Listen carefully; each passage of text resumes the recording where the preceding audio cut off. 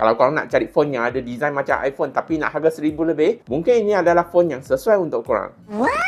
Hai guys, saya Abang Ash and welcome back to my channel. So sebelum ni kita dah pernah review Honor 600 Lite. Jadi hari ni kita nak review lagi selepas gunakan dia untuk 2 minggu.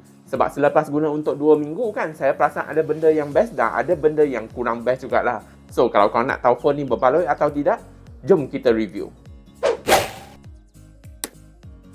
So, untuk rekaan phone, design phone ni tak rasa macam phone harga 1000 lebih. Sebab body dia memang nampak solid dan rasa macam phone harga 2000 lebih. Jadi, masa guna phone ni memang rasa sedap. Sebab phone ni dia tak rasa tebal walaupun dia ada bateri yang sangat besar. Untuk ketahanan phone ni dapat certification 5-star drop resistant. Jadi, kalau anak campak phone ke termasuk dalam Zeus Coffee pun okey saja, tak ada masalah. Cuma korang janganlah minum Zeus Coffee yang telah masuk telefon ni. Tapi korang still boleh belanja air tu dekat ex korang.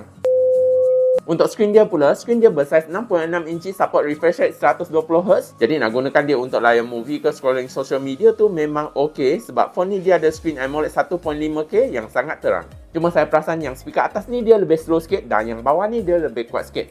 Tapi yang bestnya, korang still boleh upkan volume dia sehingga 300%. Nak gunakan dia untuk kerja-kerja outdoor pun okey juga. Sebab phone ni dia ada screen brightness yang sangat terang. Jadi kalau korang nak gunakan dia untuk kerja-kerja outdoor ke food delivery tu, screen dia masih nampak terang lagi walaupun kita guna phone ni bawah cahaya matahari. Untuk UI dia pula, phone ni dia guna Magic OS Pro based on Android 16. Jadi untuk interface dia pula, UI dia memang nampak clean, simple dan teratur.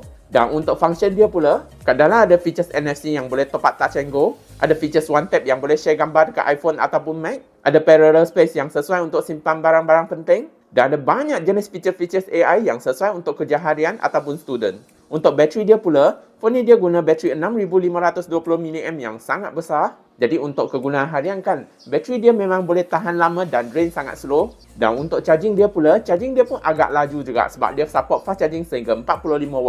Jadi kalau korang bangun pagi lepas tu lupa nak charge bateri tu, korang charge dalam setengah jam aja, bateri dia dah boleh tahan dekat 1 hari dah.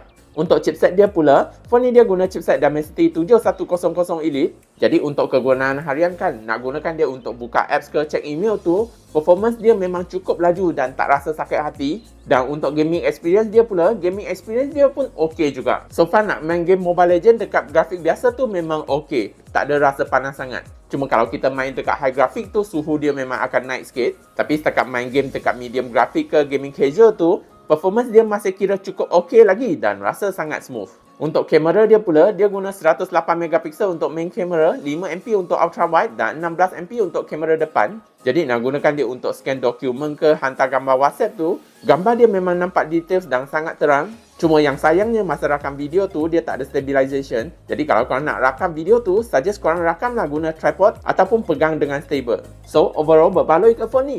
Bagi saya, yes. Phone ni memang cukup berbaloi sebab dengan harga 1000 lebih aja kan. Kita dah boleh dapat phone yang ada design yang nampak premium, bateri besar dan ada kamera yang cantik. Cuma masa main game high graphic tu, suhu dia memang akan naik lebih tinggi sikit. Jadi kalau korang lebih fokus dekat gaming, korang boleh add on lah sikit untuk Honor X90 yang ada support cooling system. So kalau korang yang berminat untuk beli phone ni, aku dah sharekan link dia dekat bawah description sana. Dan hari ni kita nak announce pemenang free giveaway. Jadi yang telah komen dekat video sebelum ni, thank you so much. Dan ini adalah list yang telah komen dekat video yang sebelum ni Okay, thank you so much for your support. Jadi first kita nak lucky draw untuk yang power bank dululah. Okay, jadi kita spin siapa adalah pemenang power bank tu. Okay, wang besar, wang besar, wang besar. Tengok siapa pemenang power bank. Okay. Okey, tahniah kepada Zuli68282. Jangan lupa PM kita di Facebook ataupun Instagram untuk claim power bank anda. Okey, kita remove.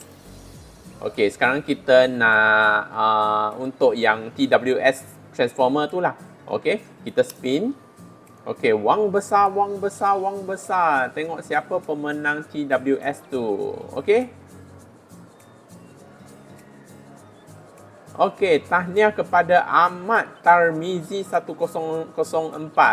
Jangan lupa PM kita di Facebook ataupun Instagram untuk claim free giveaway anda. Thank you so much. So, I rasa itu saja untuk video hari ini. Kalau suka video ni, jangan lupa tekan butang like, share, komen dan subscribe ya. Bye-bye and see you in the next video.